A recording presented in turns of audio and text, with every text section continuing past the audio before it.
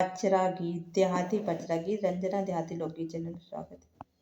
आधी आधी रतिया मैया कराई ठान गनवाया उल फुलवा ले बैना।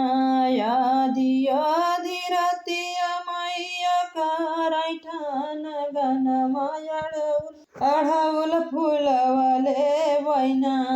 आधी आधी रतिया मैया कराई ठान गनवाया अढ़उल फुलवा ले बैना। अढ़उल फुलवा ले बैना। हाथ जोड़े पैया पारे पारे आधी रतिया मैया भोरे दे बैना। हाथ जोड़े पैया पारे हाथ जोड़े पैया पारे सुन हमारी मैया हो सबेरे दे बैना। हो सबेरे दे बैना। वही सुतली मालिनिया हो सबेरे दे बैना। हाथ जोड़े पैया पार सुना हमारी मैया हो सबेरे दे बैना। तो काया ढउल के फूलवा हो सबेरे दे बैना। हाथ जोड़े पैया पर सोना हमारी मैया हो सबेरे दे बैना। तो काया ढउल के फूलवा हो सबेरे दे बैना। ए तना जसुनी मैया गाई ऋषियाई हो चौरवा बैठैना। ए तना जसुनी मैया गाई ऋषियाई हो चौरवा बैठैना। नाही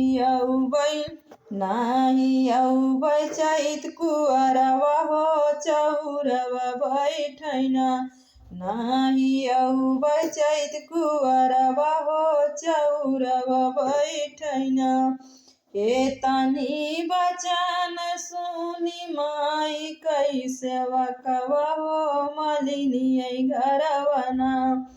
ए तनी बचन सुनी माई कैसे वकवा हो मलिनियै घरवना।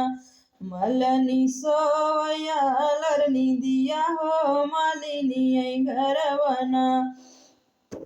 जाई के पहुँचे सेवकिन मालिन के दुआरवा हो बोलावै लागिना।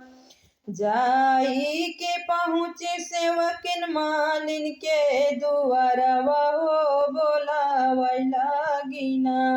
आंगने न बाट्यो के भीतरे मालिनिया बहेरे आवना। आंगने न बाट्यो के भीतरे मालिनिया बहेरे आवना। हमारी सुनी रजिया बहेरे आवना। भीतरे से मालिनी बहेरे जाबया वैसे वकिनियै खड़ीना। सेवकिनियै खड़ीना। कवन जरूरत है पड़ी सेवकिनिया हो कि आधी रतिया ना हो कि आधी रतिया ना। हम कदी हलिउ जगाई हो कि आधी रतिया ना। हम कदी हलिउ जगाई हो कि आधी रतिया ना। हाली बेरा सोना मालिनी हमारी अरजिया हो कि दैना देती हो। हम कया ढउल का फूलवा हो कि दैना देती हो। हम कया ढउल फूलवा कि दैना देती हो। मैया गाई ऋषियाई हम दैना देती हो। मैया गाई ऋषियाई हम दैना देती हो।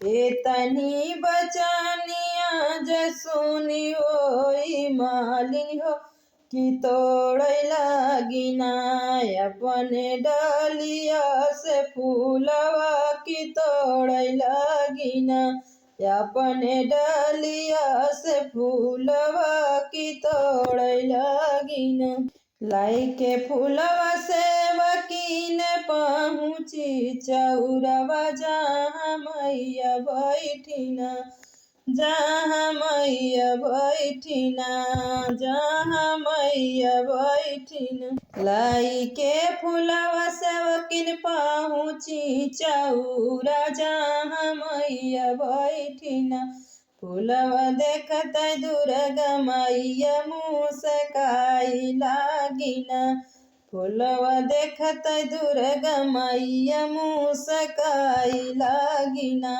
फूलवा देखत दुर्गा मैया मुस्काई लागिना जैसे न सेवकीन हम जुड़वायु हो कि वैसे ना जैसे न सेवकीन हम जुड़वायु हो कि वैसे ना सेवकीन सिंदूराया मारा राय वैसे ना सेवकीन सिंदूराया मारा राय वैसे ना। देहाती पचरा गीत है, हमारे गांव में पारंपरिक पचरा गीत है। आप लोगों को कैसा लगे कमेंट बॉक्स में जरूर बताइएगा। अपने वीडियो का विराम देती हूँ। जय माता दी। राधे।